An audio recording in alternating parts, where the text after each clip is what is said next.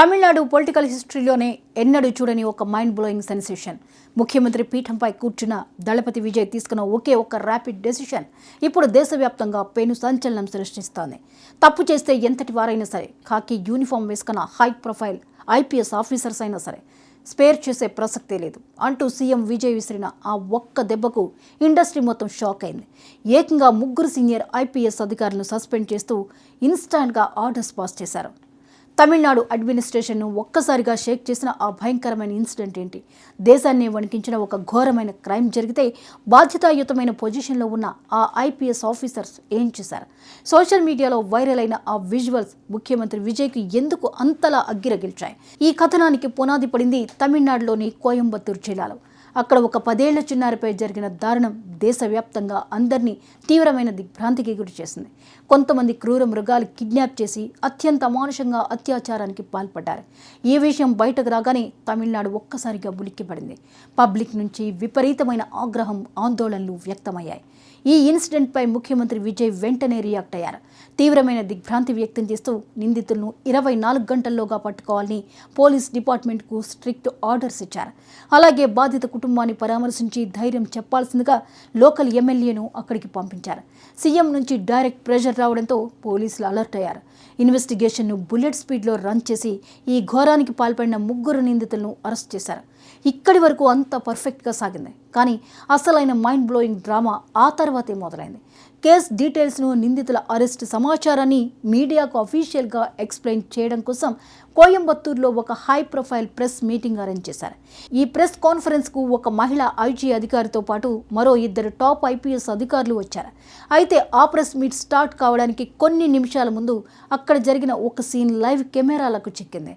ఒక పక్క 10 ఏళ్ల బాలికపై అంతటి ఘోరం జరిగి చనిపోతే ఆ కేసు విషయాలు చెప్పడానికి వచ్చిన ఆ 3 ఐపీఎస్ అధికారులు ఒకరితో ఒకరు జోకులు వేసుకుంటూ చాలా సరదాగా నవ్వుతూ కనిపించారు.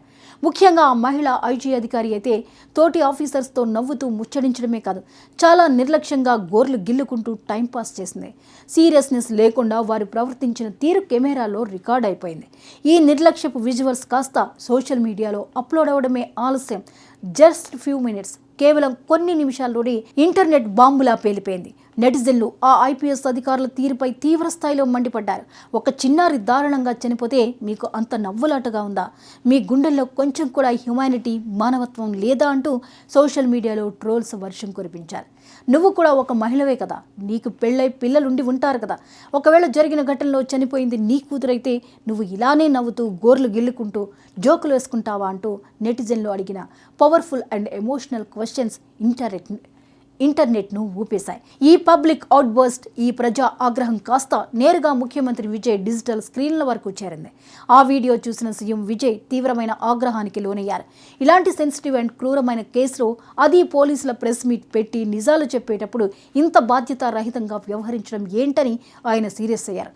వెంటనే రంగంలోకి దిగిన ముఖ్యమంత్రి విజయ్ ఎలాంటి డిలే లేకుండా ఆ 3 ఐపీఎస్ అధికారులను ఉద్యోగాల నుంచి సస్పెండ్ చేస్తూ సంచలన ఆర్డర్స్ పాస్ చేశారు. ఈ డెసిషన్ తీసుకున్న వెంటనే సీఎం విజయ్ తన అఫీషియల్ ఎక్స్ ఖాతాలో ఒక సుదీర్ఘమైన పోస్ట్ పెట్టారు. అందులో ఆయన ఏమన్నారంటే, జరిగిన ఘోరమైన ఘటనపై తాను తీవ్రమైన విచారాన్ని వ్యక్తం చేస్తున్నాను. ఒక కేసు విషయంలో పోలీసులు ప్రజలకు నిజాలు చెప్పేటప్పుడు ఎంత బాధ్యతగా ఉండాలో, ఎలా ప్రవర్తించాలో తెలియజేయడానికే ఈ యాక్షన్ తీసుకున్నాను.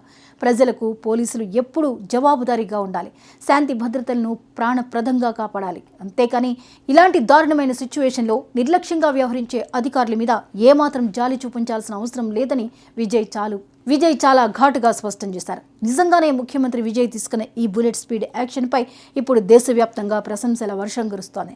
విజయ్ని చూసి మిగతా రాష్ట్రాల ముఖ్యమంత్రులు కూడా నేర్చుకోవాలంటూ నెటిజన్లు సోషల్ మీడియాలో కామెంట్స్ పెడుతున్నారు.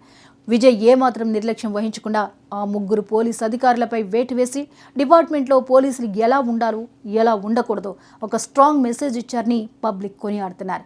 తప్పు చేస్తే ఖాకీ యూనిఫామ్ వెనుక దాక్కోలేరు అని నిరూపించిన దళపతి విజయ్ మాక్ అడ్మినిస్ట్రేషన్ రాబోయే రోజుల్లో ఎలాంటి మార్పులు తీసుకురాబోతోంది? బాధ్యత మరిచిన ఈ అధికారులకు ఈ సస్పెన్షన్ ఒక లైఫ్ టైం లెసన్ అవుతుందా?